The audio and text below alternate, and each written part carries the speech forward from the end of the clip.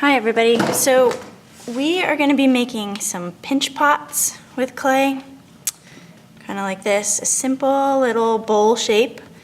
And I'm going to give you a hunk of clay like this, and you need to turn it into a ball first, okay? And the easiest way to turn it into a ball is using your hands and just rolling it between them. And it'll start to look more and more ball-shaped, okay? You can also hit it just a little bit. I'm not hitting it hard. I'm not trying to squish it, okay? And rolling, rolling, rolling. Some people like to do this on the table. I find it easier to do it in my hands. Okay, and you can see I have some wrinkle stuff here, maybe even a little bit of hard clay. I'm just going to get that out and then try and smooth it over with my fingers. It was a little bit of dried clay. Okay, so you're turning it into as much of a ball as you can, and then once it's pretty darn smooth, the first step to making a pinch pot is to sink your thumb down in, okay? And I'm going, you can see, I have quite a bit of space in there already. You don't want to poke your hole all the way through, because then you'd have to start over. And then once you have sunk your thumb down in there, and you have a good-sized hole, this is where the pinching starts, and it's more pressing than pinching, but I am sort of squeezing the clay between my thumb and these fingers, okay? And I'm starting way down in the hole and then sort of working my way up, all right? And you want to go slow with this because you can quickly accidentally change the shape into something that you don't want. And notice I'm just widening out the hole. Okay, it's getting pretty open in there.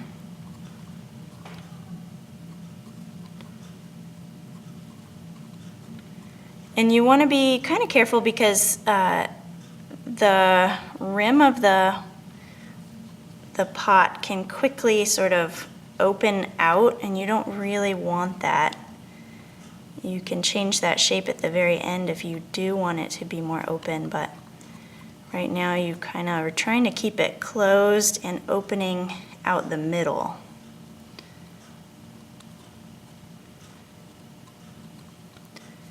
And I'm moving a little faster than you should, just for the sake of making a video and holding your interest.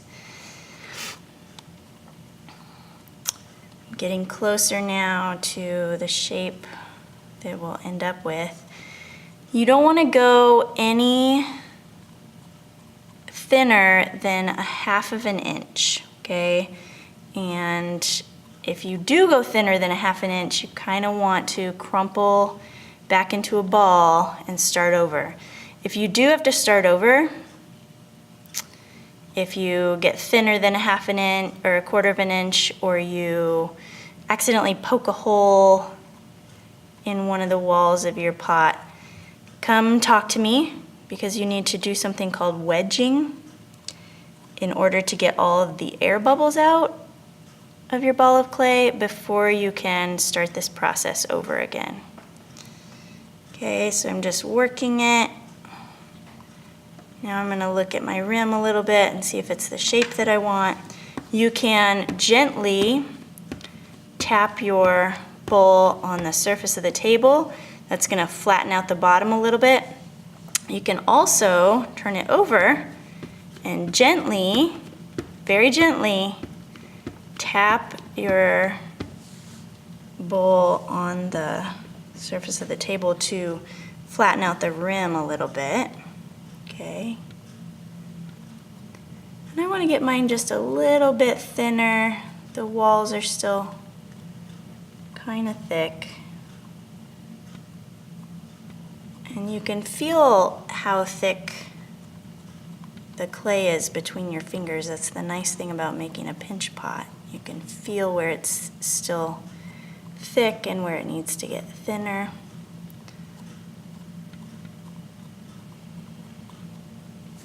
Okay, so that's starting to look pretty good. And you can keep working it until it's the exact shape that you want, but I'm gonna move on. The next thing that you wanna do is smooth out your pot. And we have two tools for this. These are called rib tools. There's a metal rib tool and there is a rubber rib tool. And you're gonna hold it in your hand gently. And the clay is pretty soft at this point. It's really easy to collapse your bowl if you're not holding it really carefully. So you'll notice the metal rib tool is gonna take off a lot more clay, and the plastic rib tool is gonna be more of a smoothing tool. Okay, so you'll get it all smoothed out. You can smooth out the lip here. Smooth, smooth, smooth. Again, I'm not going to do all my smoothing because that process takes a little while. And then the final step to smoothing is to use one of these small clay sponges and just a little bit of water. You only need a little bit of water in the bottom of a bowl, and squeeze it out because you don't want it dripping when you put it on the clay. That'll be too much water. And then use the wet sponge, and that gets rid of all those little cracks and imperfections. And if you feel like if this process is taking you a while, the clay is going to dry out as you go. So if you feel like your clay is getting too dry, it's starting to really crack, go get yourself a wet sponge and wet your pot again. Okay. So there's the basic form of our pot. Now there's some things that we can do to decorate it. All right, so the first thing is we have these different ways to make impressions. So we have these rolling sticks, we have some stamps, we have stamps that, we have clay stamps that kids made last trimester. Okay, but you can get some extra clay out of the bag over at the counter, and you can put a stamp in it. Okay, and you could cut that stamp out and put it on your bowl. You could roll a pattern into some clay, and you might want to, you probably want your clay just a little bit thinner than that. It can be pretty thin when you're just using it to put onto your, when you're just putting it onto the surface of your cup. I'm going to start over. It can get pretty thin, a lot thinner than the walls of your cup or bowl or pinch pot. Okay, so, and then I could just cut out, say if I wanted a little, and careful because the clay does stick to the table, so you might use a metal rib to kind of get it off the table so you don't ruin your design. Okay, you might want to do something like that. So let's talk about how we stick clay to clay. All right, you have to have a scoring tool. This is a scoring tool. It's a little, you can see there are little sort of like teeny tiny little fork on the end there. And you have to score and slip. Score means scratch, so put some good scratches into the surface, going in both directions. All right, and I also want to score whatever it is that I'm trying to stick on.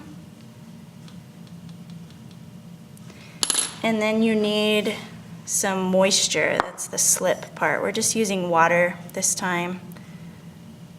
So put some drips of water on both surfaces that you're trying to stick together, And then just go ahead and, without squishing your pot, you can push from the inside. You want to really squish it on there without trying to protect your texture that you've created, but really squish it on there, okay? And that's what's going to be your glue to hold that piece of clay on. All the time I have things that people have made that they haven't... Brecken Carroll to the attendance office, please. Brecken Carroll to the attendance office. that they haven't scored and slipped on well enough, and then when it dries, it just pops right off. So make sure that you score and slip on really well. The other thing you can do is put these stamps directly onto the surface of your pot.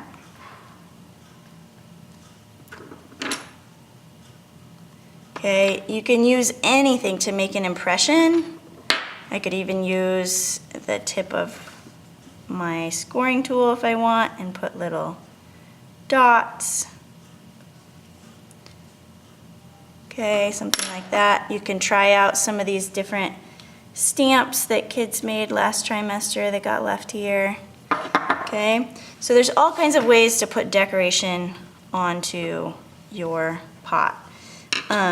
You could also, I don't know if you wanted to make little teeth that stick up off of the rim. You don't want to get too small with the things you're making. Again, kind of use that 1/4 inch rule, but you could score and slip on some little things that stick up, kind of like that.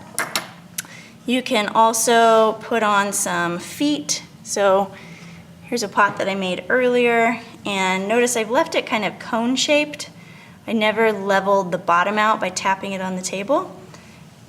So I'm gonna put 3 little balls down here on the bottom to kind of act like a base for it. So I need to really score and slip these little balls on, or they will just fall right off. Score the pot, score the ball. Oops.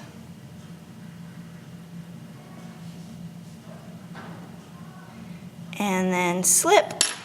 And again, we're using water for slip. Slip is normally a mixture of clay and water, but our clay is so wet that we can just use straight water and it'll be fine.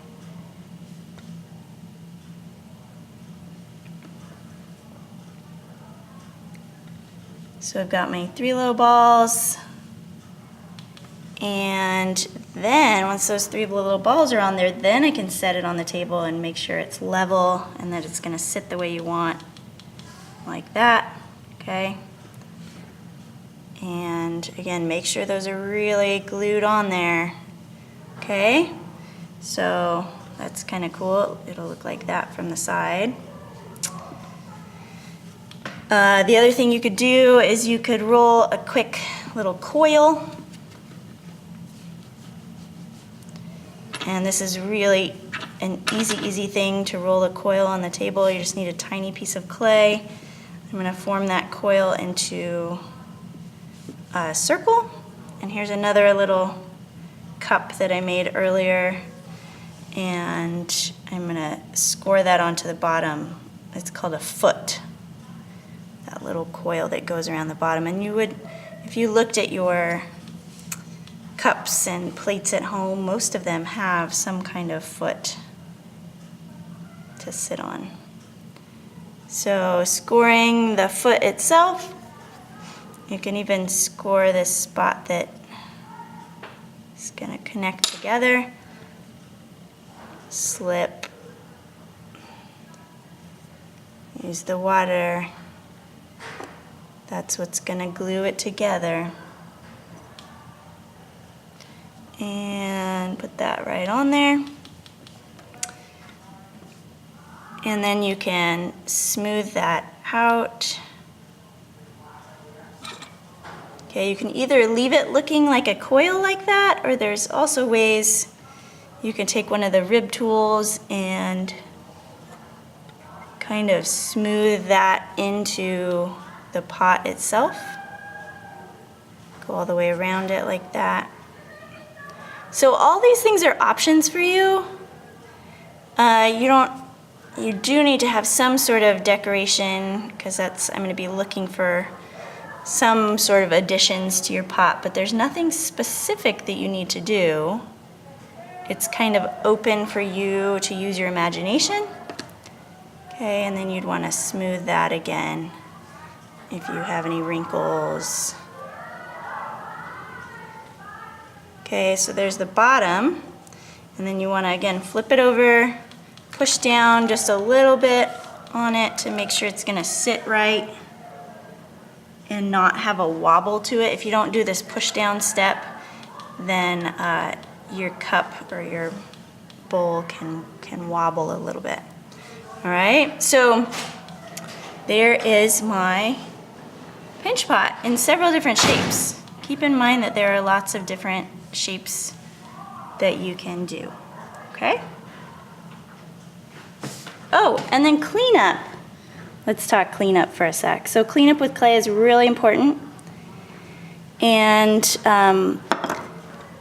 with your pot, if you're not quite done forming it yet, it needs to live in plastic overnight, okay? So I will be handing out plastic bags if you're not quite done adding things to it, or you didn't quite get the feet on that you want, or whatever, or you didn't quite smooth it out all the way. It needs to live in a plastic bag overnight, or it will dry out too much and then you won't be able to work on it. So ask me for a plastic bag if you need, and then you're gonna put all the tools back in the box in the center of your table, okay? And then over at the sink in the green bucket, there are these big clay sponges. The only thing that these sponges are used for is cleaning up clay. And then you're gonna head back to your table with a wet sponge. It should not be dripping, okay? Don't drip water all the way across the floor. Just get it wet and then wring it out and then bring it back to your table, because this dust, see this clay dust on the table? That is dangerous for our lungs to be breathing. So that's why we clean up with wet sponges instead of just sweeping it off onto the floor or something, okay? So you're gonna go, these big pieces of clay you can return back to the clay bag. And then go ahead and wipe your table off. What I do is I do one wipe, and then I see all that clay dust that it picked up, and then you're gonna flip the sponge over to the clean side, and you're gonna wipe again. So 2 wipes with the wet sponge, and then grab a rag over from the sink and dry your table off so that the next class has a dry table to come into, okay? And that is what it's gonna take before your table gets to leave. Your table should be clean, no gray clay residue, and it should be dry. All right.